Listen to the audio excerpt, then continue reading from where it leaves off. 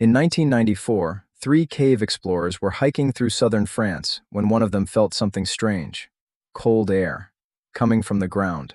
They cleared away some rocks and found a narrow shaft dropping into darkness. One by one, they lowered themselves in. They crawled through a passage so tight it scraped their shoulders. Then the tunnel opened up, and they stopped. Covering every wall of an enormous underground chamber were paintings, lions mid-stride, rhinos facing each other, horns lowered, bears, hyenas, painted with a confidence that felt impossible, felt modern. The paintings were 36,000 years old. Nobody had seen them since the humans who made them sealed the entrance with a rockslide and walked away. That cave is called Chauvet. And the moment those explorers dropped into it, everything scientists thought they knew about ancient humans quietly collapsed, because the paintings inside Chauvet are not primitive.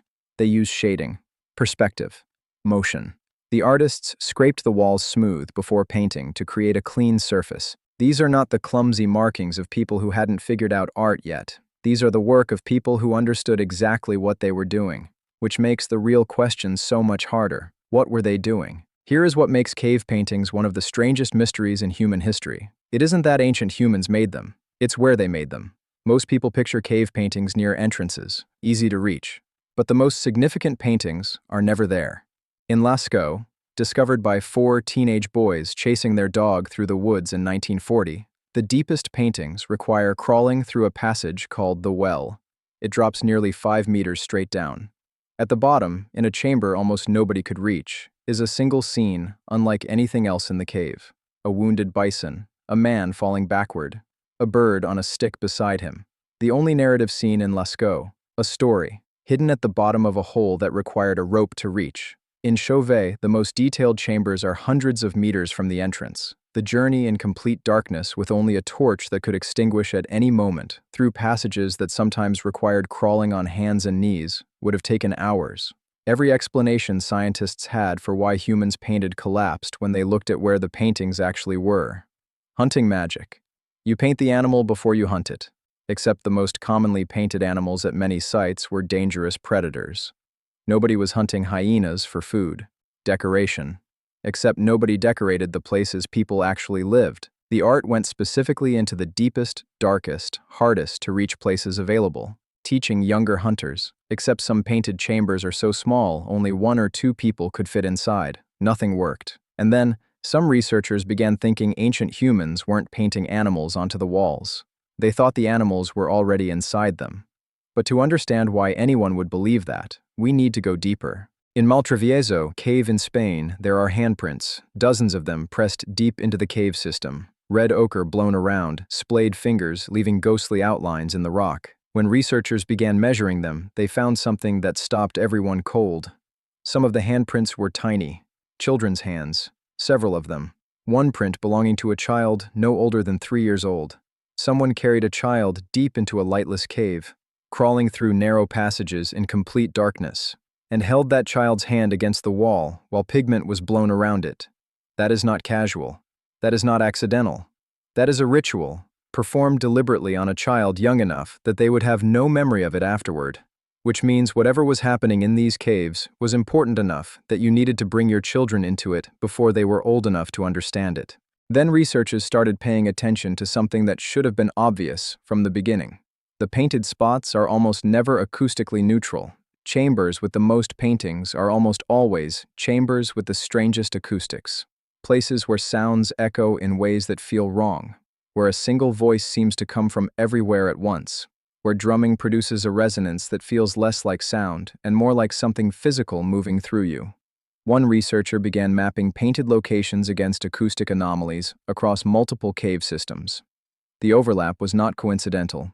The ancient humans painting these walls were specifically choosing locations where the cave itself seemed to respond. In complete darkness, surrounded by that kind of strangeness, these chambers would have felt genuinely supernatural. Not metaphorically, literally. In a world with no science to explain acoustics, a room where your voice returns from the walls is a room where something lives in the walls. And if something lives in the walls, maybe the animals do too. This is where the most unsettling theory about cave paintings lives. Ancient humans may not have thought they were painting onto the rock. They may have believed the rock was a membrane, a thin boundary between the world they could touch and a world they couldn't. The animals existed on the other side, pressing through, and the paintings were not depictions. They were revelations. The artist wasn't creating the bison, they were uncovering it, tracing what was already there just beneath the surface of the stone. This isn't presented as fact. No archaeologist alive would claim to know with certainty what a person 36,000 years ago believed. But look at what it explains.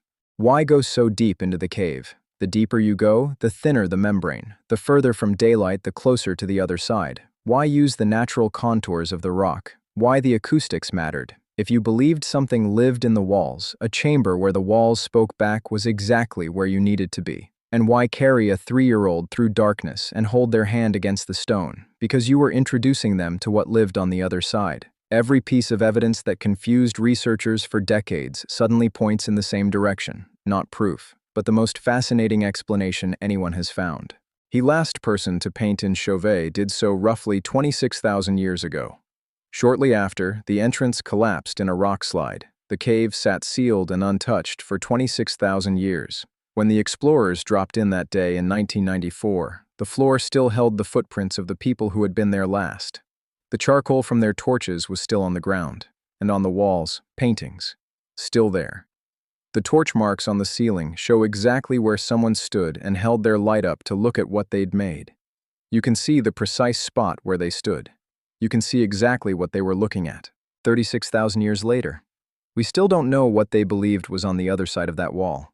We don't know what they saw when they carried their children into the darkness.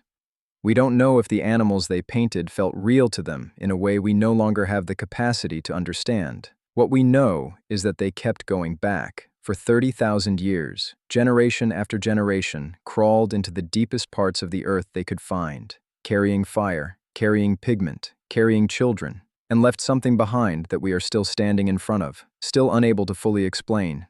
Maybe that was the point. Maybe whatever they found in that darkness was never meant to be explained, only felt.